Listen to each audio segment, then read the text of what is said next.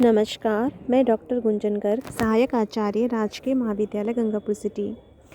BA पाठ प्रथम के प्रथम प्रश्न पत्र कोटा विश्वविद्यालय कोटा द्वारा निर्धारित संस्कृत विषय के अंतर्गत रघुवंश द्वितीय सर्ग पुस्तक निर्धारित है। इसके हम 45 श्लोक पूर्व की कक्षा में कर चुके हैं। आज हम 46वां श्लोक करने जा रहे हैं। हमने पढ़ा था कि राजा दिलीप अपनी पत्नी सुदक्षिणा के साथ नंदिनी गाय की सेवा करने के लिए महर्षि वशिष्ठ के आश्रम में रह रहे हैं। वो गाय की सेवा करते करते 21 दिन व्यतीत हो जाते हैं। जब जो नंदिनी गाय है वो राजा की परीक्षा के लिए एक पहाड़ की गुफा में प्रवेश कर जाती है और वहीं जो राजा हैं दिलीप हैं वो वहीं पर ही एक और उस नंदिनी गाय पर एक शेर आक्रमण कर देता है और राजा दिलीप गाय की आवाज़ सुनकर उस गुफा में जाते हैं। वहाँ पे वह शेर मनुष्य की वाणी में राजा से वार्तालाप करता है और वह कहता है कि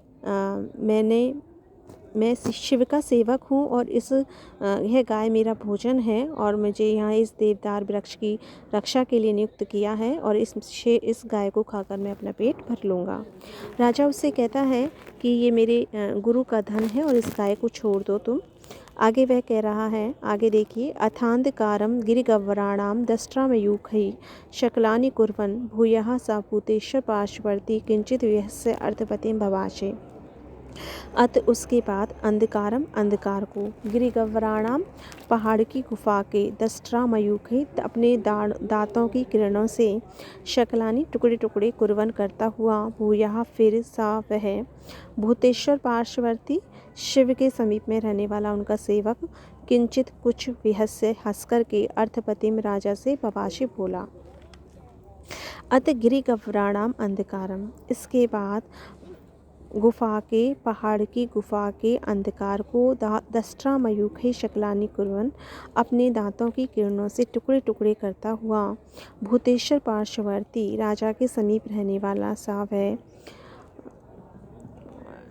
भूतेश्वर पार्श्ववर्ती ने शिव के समीप रहने वाला वह शिव का सेवक सिंह जो था, किंचित विहस्य कुछ हंस करके अर्थपतिम भूयः भवासे राजा को दोबारा बोला।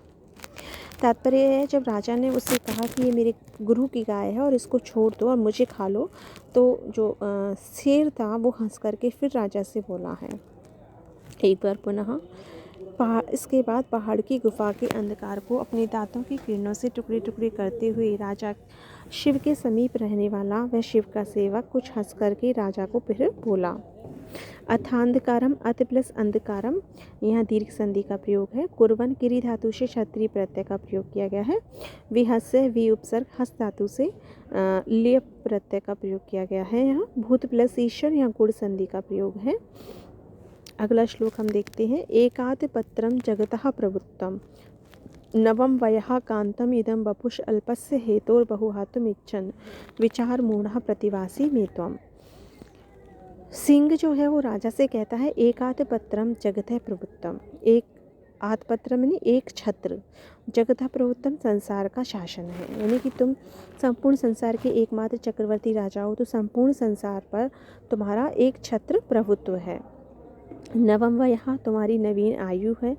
कांतम इदम वपुष, यह तुम्हारा जो शरीर है बड़ा सुंदर है। अल्पस्य हेतु हो, थोड़े से के कारण। बहुहातुम इच्छन, बहुत सारे को त्यागने की इच्छा करते हुए। विचार मूढ़ा, विचार करने पर मूर्ख प्रतिवासी प्रतीत होते हो। मैं, मेरे लिए, तुम। एकात पत्रम जगतः प्रभुत्वम, तुम्हारा एक छत्र संसार का प्रभुत्व है। नवीन आयु है, यह सुंदर शरीर है। तात्पर्य है कि एक छत्र संसार का प्रभुत्व है, यानी संपूर्ण संसार पर तुम एक छत्र शासन करते हो। तुम एक चक्रवर्ती राजा हो। तुम्हारी अभी नवीन आयु है, अभी युवावस्था है। यह तुम्हारा सुंदर शरीर है। इस थोड़े से के कारण, इस एकमात्र गाय के कारण इतने सबको त्यागते हुए मुझे तुम मूर्ख प्रतीत होते हो। एकमात्र इस गुरु की गाय के लिए तुम अपने इस संपूर्ण शरीर, अपने इस शरीर को त्यागने के लिए तैयार हो। जो कैसा है तुम्हारा शरीर? सुंदर है, नवीन आयु है और जब तुम्हें एक छत्र, तुम शासक हो संपूर्ण पृथ्वी के, और ऐसे तुम इस एकमात्र गाय के लिए अपने आप को मारने के लिए, मरने के लिए तैयार हो रहे हो। एक प्लस आतपत्रम, यहाँ दीर्घ संधि का प्रयोग किया गया है।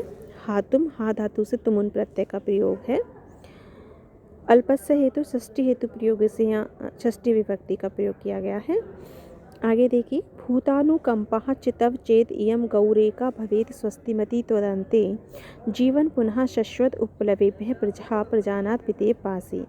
भूतानुकंपः, यदि तुम प्राणियों पर दया रखते हो, तब तुम्हारी चेत यदि इयम यह गौ गाय एका अकेली भवेत हो स्वस्तिमती कल्याण वाली, त्वद अंते तुम्हारा अंत हो जाने पर, जीवन जीते हुए पुनः फिर शाश्वत निरंतर उपलवेभ्यः विघ्नों से प्रजाओं को प्रजानाथ, हे प्रजाओं के नाथ, पिता एवं पिता के समान पास ही रक्षा करते हो।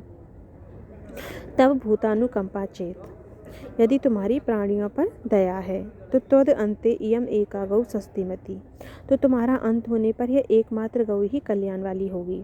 कि यदि ये माने कि तुम जो प्राणियों पर दया का भाव रखते हो, उन पर दया रखते हो, तो तुम मर जाओगे तो यह मात्र एकमात्र गाय ही कल्याण वाली होगी। हे प्रजानाथ, हे प्रजाओं के नाथ, जीवन पुनः, यदि तुम फिर जीते हो, तो पिता के समान प्रजा उपलवेभ्य पश्चात पासी, तो तुम्हारी जो प्रजा है उसको विघ्नों से निरंतर रक्षा करोगे। यानी यदि अगर मैं ये मानूं कि तुम प्राणियों पर दया का भाव रखते हो, तो तुम मर जाओगे, तुम्हारे मरने पर तो एकमात्र एक गाय बचेगी, और अगर तुम जीते हुए हो तो अपनी प्रजा को अनेक विघ्नों से तुम बचा सकते हो। तो इसलिए तुम इस एकमात्र गाय के लिए अपना जीवन मत खो। यदि तुम्हें प्राणियों पर दया वाला माना जाए, तो तुम्हारा अंत होने पर यह एकमात्र गाय कल्याण वाली होगी।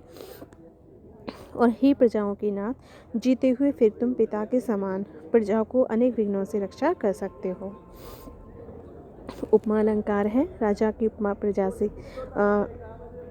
पिता से की गई है। भूत प्लस अनुकंपा दीर्घ संधि है। यहाँ जीवन, जीव धातु से क्षत्रिय प्रत्यय का प्रयोग किया गया है। उपलवेभ्य पासी, विघ्नों से रक्षा करते हो। भीतरार्थानंभ हेतु जो कारक का सूत्र है उससे पंचमी विभक्ति का प्रयोग है। पिता प्लस इव, यहाँ गुण संधि का प्रयोग किया है।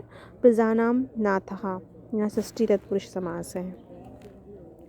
आगे देखिए, अथैक तेनो रपराध चंडाद गुरुः कृशानु प्रतिमाद विवेशी शक्यो अस्य मन्युर्भवता विनेतुम गह कोटिशः स्पर्शवता षडोग्निः। अथ इसके बाद, एक धेनु, एकमात्र गाय वाले, अपराध चंडात, अपराध करने के कारण क्रोधित, गुरु गुरु से, कृशानु प्रतिमात, अग्नि के समान, क्रुद्ध गुरु से, विवेशी भयभीत होते हो, शक्यो समर्थ हो, अस्य मन्यु उनके क्रोध को, भवता आप, विनेतुम दूर करने के लिए, गाह कोटिश करोड़ों गांवों को स्पर्शता देते हुए, घटोग्नि घड़े के समान दूध देने वाली, घड़ा भर के दूध देने वाली। अथ और यदि, इसके बाद, एक तीनों अपराध चंडात, एकमात्र गाय वाले, अपराध करने के कारण क्रुद्ध, कृशानु प्रतिमात, अग्नि के समान तेजस्वी, अग्नि के समान क्रुद्ध, अपने गुरु से, विवेशी यदि तुम डरते हो। यदि एकमात्र गाय वाले, उनकी गाय के प्रति अपराध किया गया है इसलिए क्रुद्ध, अग्नि के समान तेजस्वी, अपने गुरु से यदि तुम डर रहे हो, तो अस्य मन्यु, तो उन गुरु के क्रोध को, घटोग्नि घणों दूध देने वाली, कोटिशा करोड़ों गाह स्पर्शता, करोड़ों गायों को देते हुए, विनेतुम शक्य उनके क्रोध को दूर करने में समर्थ हो। तात्पर्य यह है कि अगर ऐसी बात है तो तुम ऐसी करोड़ों गाय दे करके अपने गुरु के जो क्रोध है उसको दूर कर सकते हो, और दूसरी करोड़ों गाय दे देना, जिससे तुम्हारा जो गुरु का जो क्रोध है वो शांत हो जाएगा। अथ प्लस एक, यहाँ वृद्धि संधि का प्रयोग किया गया है। यहाँ पे देखिए, विवेशी, गुरहो, प्रतिमाद, चंडाद, यह सब जगह पंचमी विभक्ति का प्रयोग है। भीतरार्थानंभ हेतु सूत्र से यहाँ पंचमी विभक्ति का प्रयोग किया गया है। अगला श्लोक है, तद रक्ष कल्याण परम्पराणाम भोक्तारम ओजसुलम आत्मधिहम महितल स्पर्शन मात्र भिन्नम रिद्धम ही राज्यम पदमेन्द्रमाहो। तद रक्ष, तो रक्षा करो, कल्याण परम्पराणाम, उत्तरोत्तर सुखों का उपभोग करने वाले, अनेक प्रकार के सुखों का उपभोग करने वाले, भोक्तारम भोग करने वाले, ऊर्जस्वलम तेजस्वी, आत्मदिहम अपने शरीर की, महितल स्पर्श मात्र भिन्नम भूमि का स्पर्श करने से दूसरा, रिद्धम समृद्ध ही क्योंकि, राज्यम राज्य है, पदम स्थान ऐन्द्रम स्वर्ग का स्थान आहु कहते हैं। तत्कल्याण परम्पराणाम भोक्तारम ऊर्जस्वलम आत्मदेहम रक्षे। तो उत्तरोत्तर सुख देने वाले, उत्तरोत्तर सुखों का उपभोग करने वाली तेजस्वी इस अपने शरीर की रक्षा करो, क्योंकि भूमि की स्पर्श मात्र से, क्योंकि समृद्ध जो राज्य होता है वो भूमि की स्पर्श मात्र से मानो दूसरा स्वर्ग कहा जाता है। तात्पर्य यह है कि तुम एक चक्रवर्ती सम्राट हो, तुम्हारा जो शरीर है वो उत्तरोत्तर सुखों का उपभोग करने वाला है, तेजस्वी है, और ऐसे अपने शरीर की रक्षा करो। एक गाय के लिए तुम अपने ऐसे तेजस्वी शरीर को क्यों छोड़ते हो? और तुम्हारा जो राज्य है वो दूसरा स्वर्ग के समान है। बस एक बात यही है कि यहाँ पे है ना दूसरे स्वर्ग के समान है, क्योंकि ये आसमान में जो स्वर्ग है वो नहीं है, भूमि पर है ये स्वर्ग, इसलिए मानो दूसरे स्वर्ग के समान है। तो उत्तरोत्तर सुखों की उपभोग करने वाले तेजस्वी अपने शरीर की रक्षा करो, क्योंकि आपका समृद्ध राज्य भूमि की स्पर्श मात्र से मानो दूसरा इंद्रपद कहा गया है, दूसरा इंद्रपद है, दूसरा स्वर्ग कहते हैं। भोक्तारम भुज धातु से त्रिश प्रत्यय का प्रयोग किया गया है। हाँ, आज की कक्षा में हम यहीं पर इतना ही पढ़ेंगे।